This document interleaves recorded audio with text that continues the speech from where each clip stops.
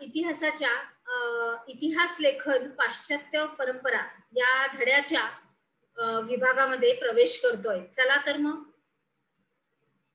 ह्याच्यामध्ये आपण बघणार आहोत की आधुनिक इतिहास लेखनाच्या पद्धतीची 4 प्रमुख वैशिष्ट्य ही सांगितली जातात. पहिलं म्हणजे ही पद्धती शास्त्रशुद्ध आहे आणि तिची सुरुवात योग्य मांडणी क्रमाने केलेली आहे. आणि ह्याच्यातले सगळे जे प्रश्न आहेत हे मानव केंद्रित आहेत. म्हणजे मानवाने इतिहासामध्ये काय काय केलेलं आहे त्याचं, म्हणजे भूतकाळात त्याची काय त्यांनी त्या घटना केलेल्या आहेत त्याच्यावरती आधारित आहेत, केंद्रित आहेत. म्हणजे समाजातल्या सदस्यांनी विशिष्ट कालावधीत केलेल्या कृती संबंधी ह्याचं लेखन आहे, हे वैशिष्ट्य आहे.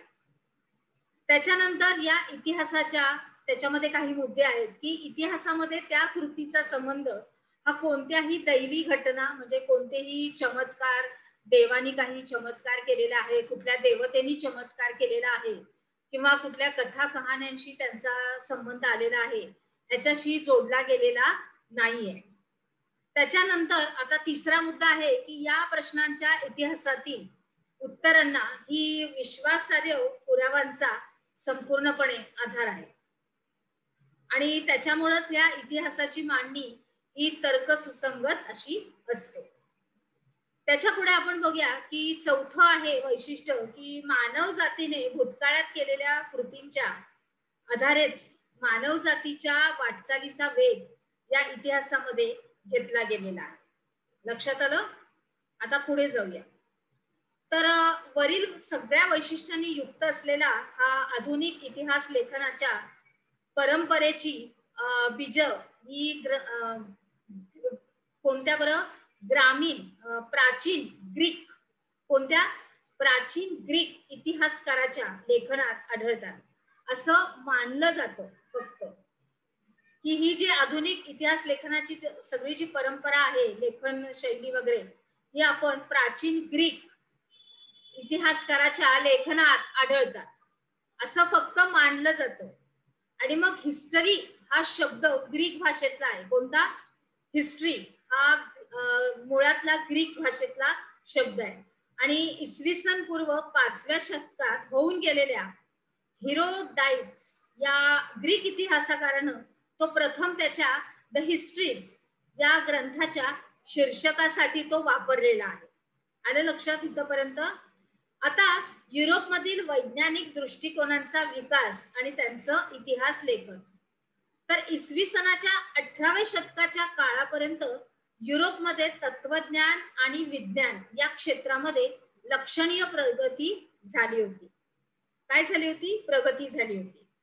तर मग या वैज्ञानिक पद्धतीचा उपयोग करून सामाजिक आणि ऐतिहासिक वास्तवांचाही अभ्यास करता येणं शक्य आहे असं काही जणांना वाटायला लागलं. काही जण म्हणजे जे विचारवंत आहेत, जे या गोष्टीमध्ये खोलवर बघतात, संशोधन करतात, पूर्ण अनुमान काढतात, त्याच्यानंतर त्याचा अभ्यास करून ते आपल्यापर्यंत पोहोचवतात, असे विचारवंत, त्यांच्या मनामध्ये हा विचार आला.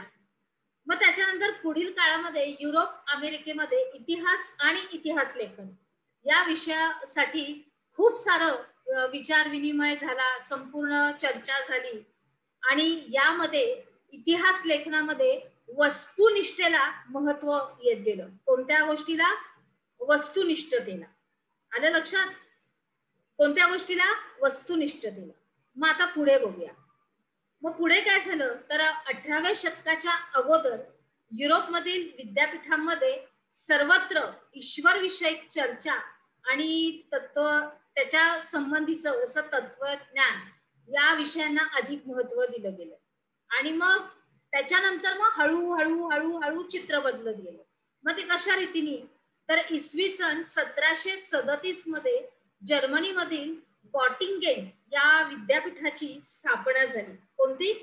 गॉटिंगेन या विद्यापीठाची स्थापना झाली आणि या विद्यापीठामध्ये प्रथमच इतिहास या विषयाला स्वतंत्र स्थान दिलं. काय दिलं? स्वतंत्र स्थान. मग त्याच्या पाठोपाठ जर्मन मधलं इतर विद्यापीठ जी होती त्यांनी सुद्धा आपला हा इतिहास विषय घेतला आणि आपली केंद्र सुद्धा त्या इतिहास विषयाला दिली. म्हणजे त्यांनी सुद्धा आपल्यासाठी इतिहास विषय हा केंद्र म्हणून घेतला, कारण तो त्यांना दिसला की त्याच्यामध्ये काय काय घडामोडी आहेत आणि आपण किती साऱ्या गोष्टी या समाजामध्ये देऊ शकतो आणि माहिती सगळ्यांना पोचवू शकतो.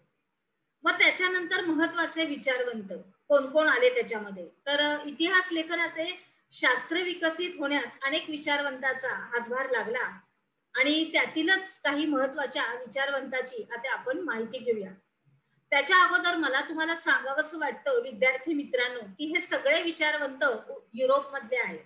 आपल्या भारताचा त्याच्यामध्ये समावेश इथं या अभ्यासक्रमात दिलेला नाही. तर हे विचारवंत युरोप मधले आहेत, तर त्यांचा हा अभ्यास आहे. चला तर मग पहिला आहे रेने देकार्त. ह्याची कारकीर्द आहे 1596 ते 1650 पर्यंत. आणि इतिहास लेखनासाठी आता ह्याची पूर्णपणे माहिती घ्यायची आपल्याला, की त्यांनी कशा पद्धतीची हे त्याच्याबद्दल लिहिलेलं आहे, स्पष्टीकरण दिलंय की इतिहास लेखनासाठी वापरल्या जाणाऱ्या ऐतिहासिक साधनांची म्हणजे विशेषतः कागदपत्रांची विश्वासार्हता ही तपासून घेणं अगदी आवश्यक आहे, असे मत त्याचं त्यांनी अग्रहाने मांडलेलं आहे आपल्या समोर. आणि त्यामध्ये रेने देकार्त हा फ्रेंच तत्वज्ञ अग्रभागी होता. तो मुळात कोण आहे? फ्रेंच. आता आपल्या ह्याच्याप्रमाणे आपण मुद्द्याप्रमाणे हे सगळं वाचत आहोत. तो होता मुळामध्ये फ्रेंच आणि त्यांनी हा मुद्दा मांडलेला आहे की ती विश्वासार्हता आहे, खरी आहे की नाही.